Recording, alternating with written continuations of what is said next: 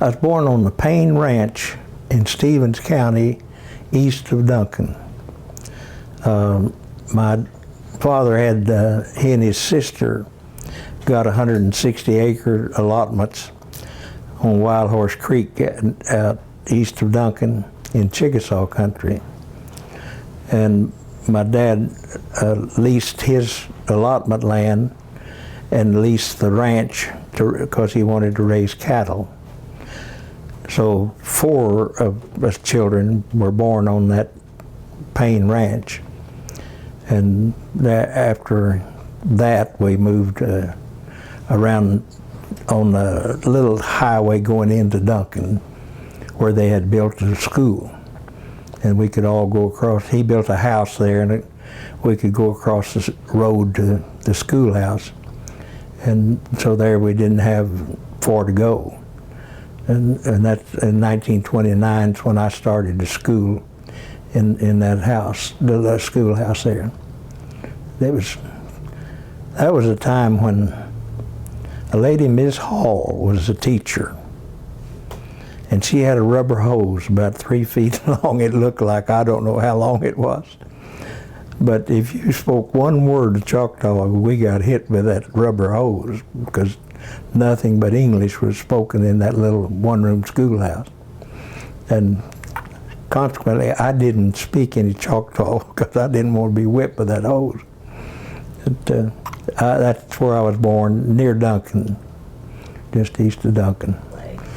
February 1943. I was inducted at Fort Sill, and we were there a week, and they sent us from there to Fort Lewis, Washington, in the state of Washington, near Tacoma. And we were in a tank corps, 739th Tank Battalion. And I became a tank driver. For that was the entire duration of my military career, I was a tank driver. We went in Le Havre, France, and the reason being because the 8th Air Force had bombed Le Havre flat. There was just rubble. And the beach was low enough that you could drive a tank up through the town, where Normandy, where the foot soldiers went in, you couldn't drive a tank up that cliff, you know. So we were about 2 weeks behind them, and we went in at Le Havre, and we didn't really get into serious combat until we were about halfway up to Reims, France, or about halfway to Paris, actually. And then we started making contact with German tanks and so forth. And then from there we went into Luxembourg, and we didn't meet much resistance at all in Luxembourg. Then we went into Belgium, and there was just, for tankers, not a lot of resistance. The infantry boys, they had a lot of resistance, but we didn't meet any tanks. And we got to Holland, and then we started meeting a little resistance.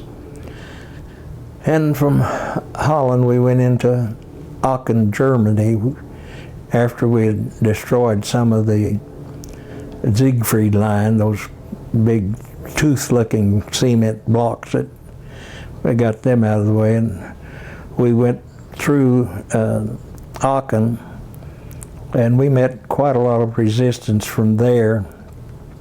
That's where I lost one of my tanks I was driving. Got the landmines, blew my tracks off, and we got up near not too far from the Ruhr River, and when we went back for the Battle of the Bulge, and we had to go back into Belgium, and then after we was there middle of December to about the middle of January in that battle, and then we went on back up into Germany again, chasing the other tanks, the German tanks. So it was interesting, I guess. around Jülich, Germany, we had probably one of our biggest tank battles there. But, I don't know.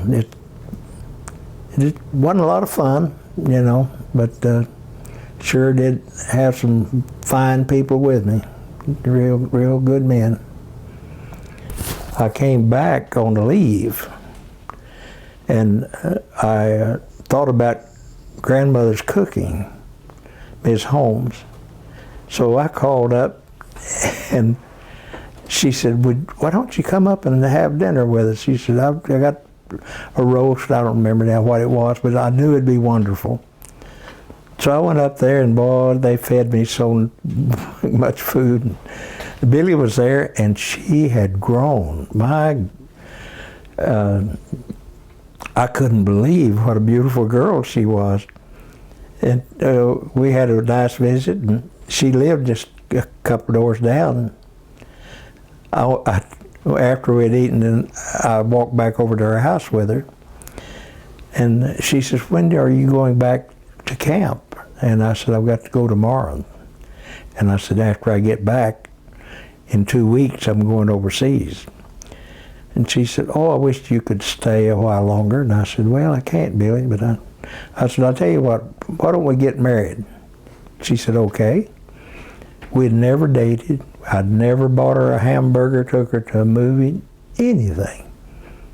And I said, what size ring do you wear? And she told me. I said, I get back to Fort Knox, I'll buy you a ring and send it to you. I got back to Fort Knox, I had $5. And we were out on the firing range firing those tanks.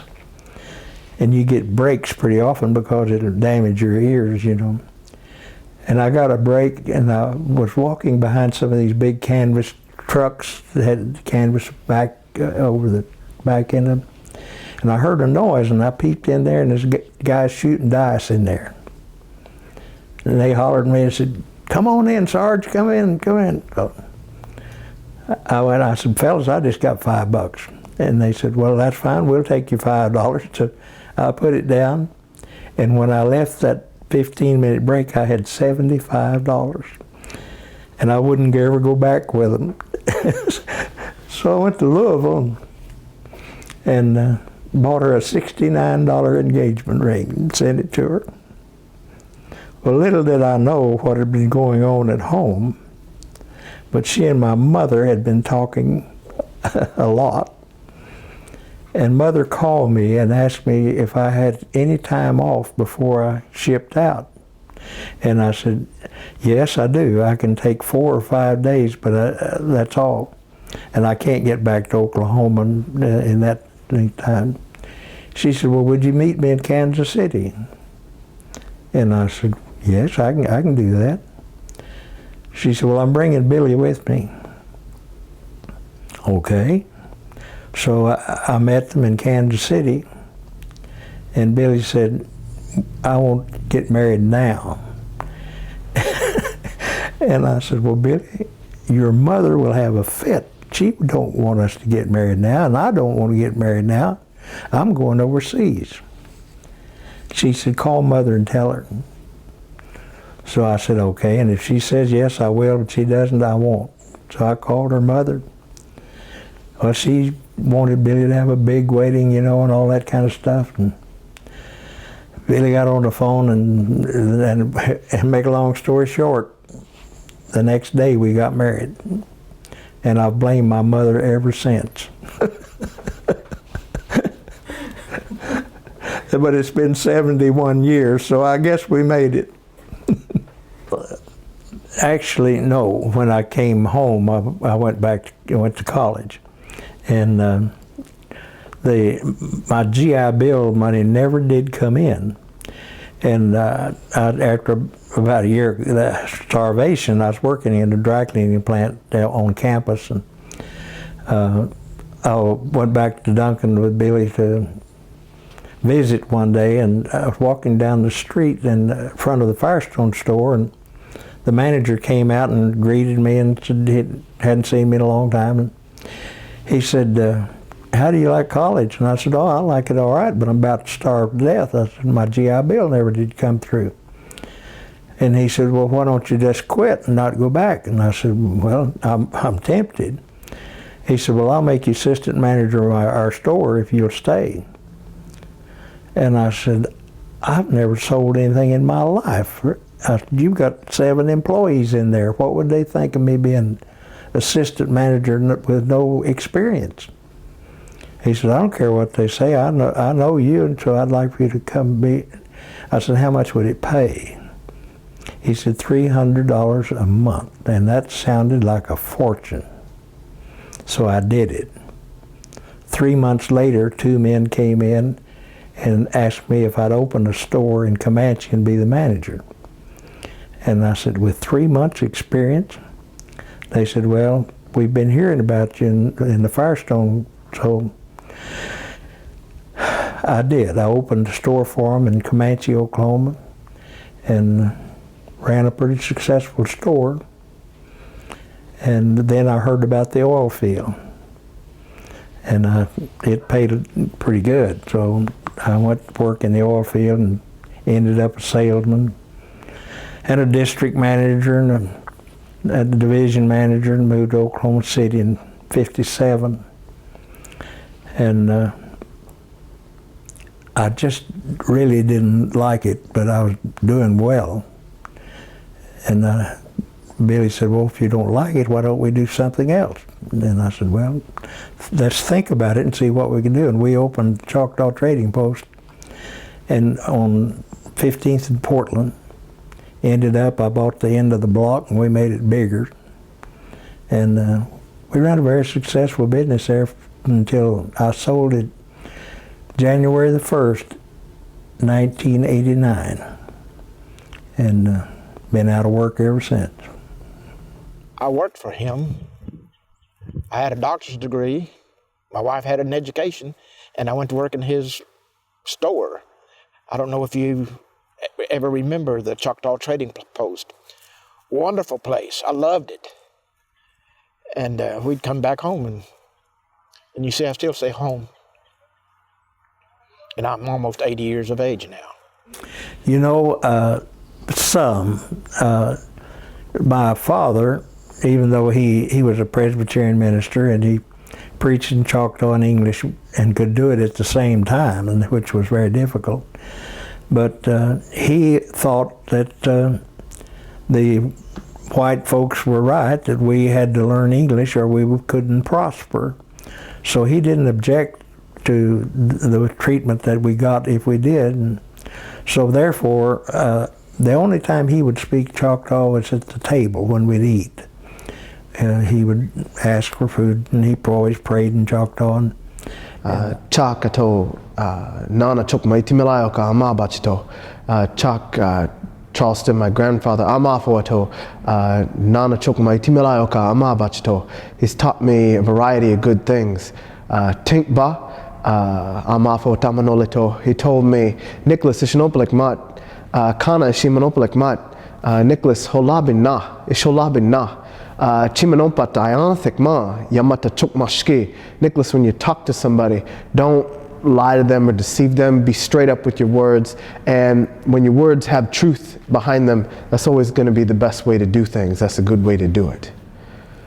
But I told my grandsons, I said, somebody's going to carry on this Choctaw language, so you're elected. Well, Nick, my youngest grandson, was born in Boston, and he hadn't been around Choctaws or anybody, you know, like that. Well, when he came to Oklahoma by himself and came over to live with Billy and I said, no, you can't live with me. I'll rent you an apartment. So we got an apartment just a few doors from us. And then I started taking him to the Choctaw churches, taking him to the Choctaw Council. And he said, Papa, I have found my people. And my wife, She could do about as well in Choctaw as I could. She sat on the floor with him for a year, every night, listening to tapes and the books that I had and everything. And he worked so hard. And he'd go down and take lessons with the council house. And within a year, he was speaking Choctaw. And he just kept getting better and better and better. And now I listen to him. And what knowledge I have from my life, I don't think there's very many people can speak any better than he can. And he can also speak in English and Choctaw at the same time. And there's not a whole lot of people that can do that. So I am so proud of him. It's just because my heritage can be carried on. And my other two grandsons were born in Mississippi on the Choctaw Reservation. So they're on their birth certificates, it's Reservation Indians. And my son, the eldest son, spoke fluent Choctaw. And Nick's dad is he's better than me, but he's not near as good as Nick. And but he's working at it because Nick's working on him. So I think finally my family is going to be speakers of Choctaw language.